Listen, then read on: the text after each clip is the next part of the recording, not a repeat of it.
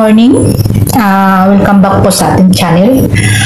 Sabi ko nga kanina po bago tayo mag-intro, pag-uusapan natin ngayon ay ang tungkol sa hagdanan ulit.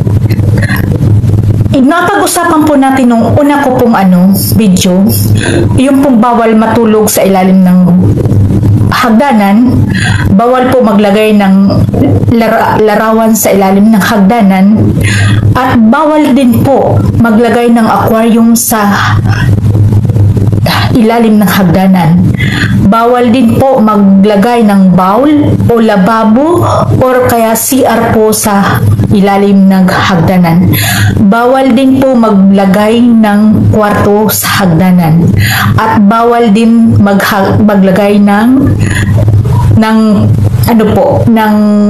story room sa ilalim ng hagdanan or cabinet sa ilalim ng hagdanan. Bawal po.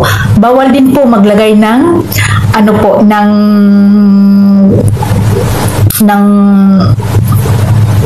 katre sa ilalim ng hagdanan. Ang dami pong bawal, di ba? Ito pa po ay yung kadugtong.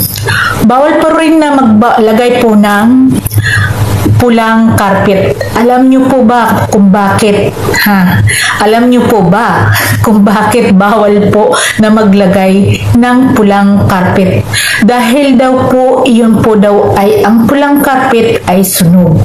Ano pong ibig sabihin? Bakit napakaraming bawals ng bawal maglagay ng pulang carpet? Ano kayong ibig sabihin? Marami po tayong mga pamanhing na ganun na bawal po maglagay ng carpet dahil po yun ay hagdanan pupunta po sa taas. Siguro po yun ngayon naisip ko nga noon. Baka yung kulay pula kasi ay di ba po, ang pula ay fire or ken sunog po. Yun po siguro yung kaya pinagbabawalan tayong maglagay ng pulang carpet or pulang smat po or ng doormat. Bawal po maglagay dyan sa hagdanan. Bawal din po maglagay ng mga ng mga materialis na yung pagtaas po natin, minsan po may mga sabitan, di ba po? Minsan ginagawa natin yung sabitan para pong laundry. Yan po, para pong para pong sampayan ba ng mga Kasi minsan po may mga hagdanan tayong may mga may mga decoration pong pwedeng sabitan. Minsan po sinasampayan natin yan ng mga sinasampayan natin ng mga bagay, halimbawa ng hinubad natin, halimbawa tuwalya. Naku po, hindi po pwede. Kasi para pong nabibigatan naman yung hagdanan yan. Pagsalagay naman natin na tayo ang sampayan ng ganun kabigat. Dapat po. Tapos po, talaga sa mata po. Yung pasabing tayo. Parang ang bigat sa loob natin na may mga sampay-sampay sa loob ng bahay. Pero po mas napakaganda po talagang lagyan ng space yung bahay at talagang organize ang pagkalagay. At napakaganda po talaga, di ba? At nang linaw-linaw. Lalong-lalo na po kung malinis na malinis talaga ang buong bahay. Hindi lang po hagdanan. Napakalinis din po ng pasok ng pera. Alam niyo kung bakit po ang isip natin ay napaka-presko. Ayun po yung inaan natin. Subukan niyo po na ang araw-araw po, umaga pa lang malinis na po yung bahay. Napaka-presko po at napakaganda po ng galaw natin. Ayan po. Sa gitna daw ng bahay, bawal ilagay ang hagdanan. Bakit po bawal ilagay ang hagdanan sa gitna po ng bahay? Ayan po. Yun din po ang sabi kasi pag nasa gitna daw ng bahay, ang hagdanan, yun po parang yung para pong wala po sa punsoy ba, walang sa dekorasyon, wala po sa kaayusan yung pagkalagay ng pintuan, yan daw po. At saka ng pintuan ng hagdanan po.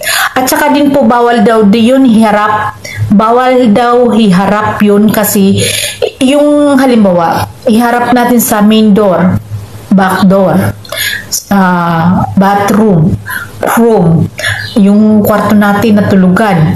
Bawal daw yun po iharap. Bawal yan iharap sa mga pintuan. Yun din ang karamihan pong pinagsasabi ng mga marunong magpunsoy na bawal po ilagay dyan ang hagdanan or itapat ang hagdanan.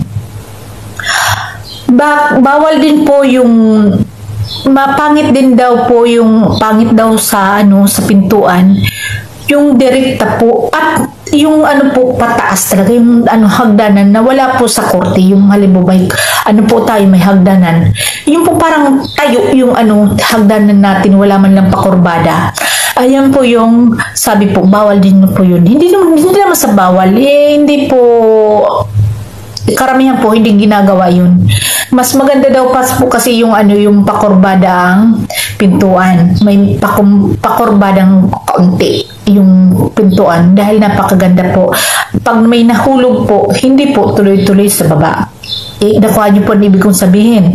Para pong nakakuha tayo ng swerte, tapos po nalaglag, wala man lang po makasangga. O kaya po yung hagdanan, kasi yung po yung hagdanan natin, ayun po yung nagtutulak o yung hagdanan natin sa pagtaas natin.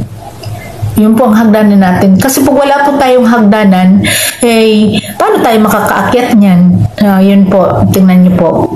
Kaya po dapat po yung hagdanan ay may pakurbadang kaunti. Para po yung paglaglag, hindi po tuloy-tuloy. Ayan po.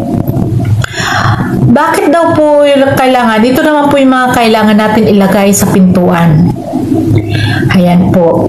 Dito naman po yung dapat mga ilagay natin sa pintuan. Dapat daw po lagyan yung dapat yung pintuan natin po lagyan natin ng mga pampaswerteng halaman. Kagaya po ng snake plant, tapos money tree, or yung pong kung may oregano po kayo, yung oregano, napakaswerte po niyan kasi alam mo po yung oregano, pabilog po yung niya, at saka po kahit sa loob yan ng bahay nabubuhay po yon yung yung oregano. Kaya po may po yun ng buhay, grabe ang buhay ng oregano. Yan po, napakaganda po.